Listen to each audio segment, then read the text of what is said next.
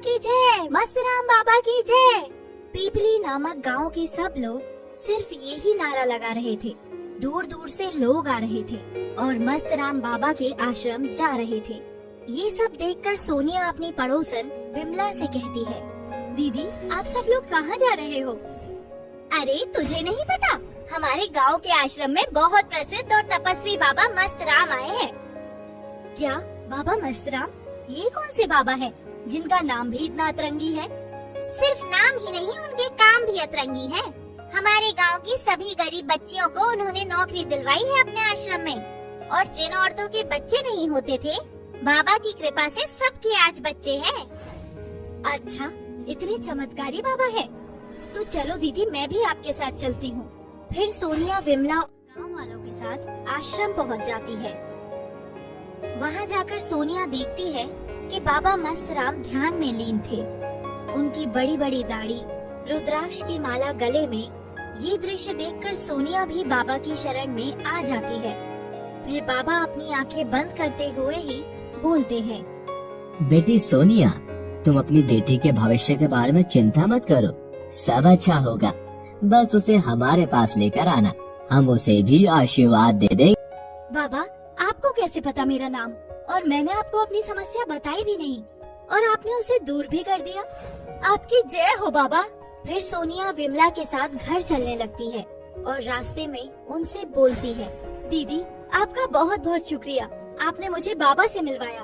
वो सच में बहुत तपस्वी है, बिना कुछ बोले ही मन की बात जान लेते हैं।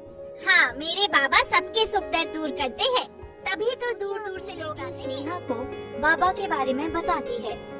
उनसे मिलने को भी बोलती है, पर स्नेहा को इन सब चीजों में इतना विश्वास नहीं था। फिर भी वो अपनी माँ के कहने पर वहाँ चली जाती है। दोनों आश्रम में पहुँच जाते हैं और बाबा स्नेहा को आशीर्वाद देने के बहाने उसकी कमर पर गलत तरीके से हाथ लगाते हैं।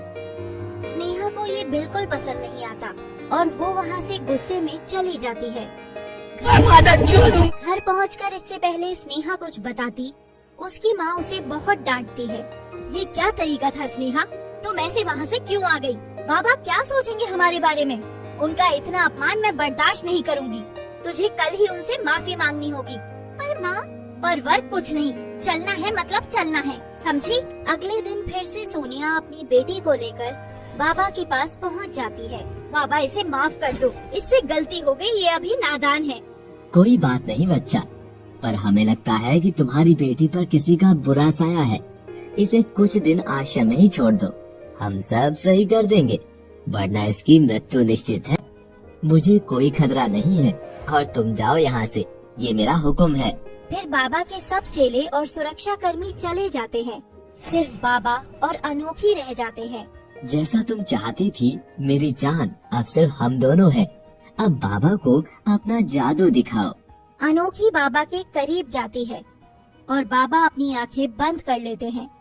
तभी वहाँ स्नेहा एक रस्सी लेकर आती है, जिससे स्नेहा और अनोखी मिलकर बाबा के हाथ पैर बांध देते हैं। स्नेहा तुम यहाँ? और ये सब क्या है? ये क्यों बांधा है? अभी मैं अपने चेलों को बुलाता हूँ। बुला ढूंढी बाबा, किसको बुलाएगा?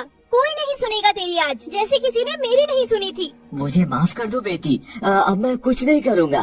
तू अब सच में कुछ गलत नहीं करेगा, क्योंकि तू कुछ कहने के लिए जिंदा ही नहीं होगा। फिर अनोखी बाबा की जायदाद के पेपर लाती है और बाबा से साइन करवा